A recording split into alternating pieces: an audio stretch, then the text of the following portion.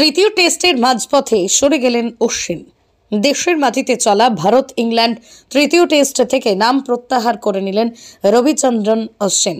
শুক্রবার তার এই সিদ্ধান্তের খবর আসে। শোনা যাচ্ছে পারিবারিক এক সমস্যার কারণেই রাজকোটে টেস্ট থেকে সরে দাঁড়ালেন। রাতেই ভারতীয় ক্রিকেট বোর্ডের পক্ষ থেকে একটি বিবৃতি দিয়ে খবরটি জানানো হয়েছে।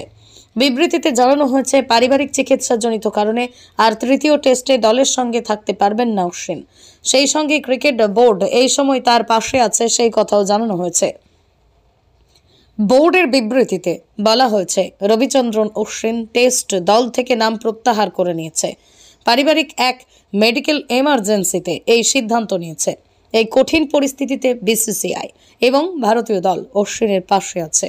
বোর্ড চ্যাম্পিয়ন ক্রিকেটার এবং তার পরিবারকে সাহায্যের জন্য সব সময় তাদের পাশে আছে। প্লেয়ার এবং তাদের পরিবারের স্বাস্থ্য আমাদের কাছে সবচেয়ে গুরুত্বপূর্ণ। প্রসঙ্গত, এদিন 500 টেস্ট উইকেট সংগ্রহ করে মাইলস্টোন ছুঁয়েছেন। অনিল কুম্বলের পর প্রথম ভারতীয় হিসেবে এই নজির গড়েন অশ্বিন। তার না থাকা ভারতীয় দলের জন্য বড় ধাক্কা। তার জায়গায় কে ঢুকবে দলে সেটাই এখন দেখার।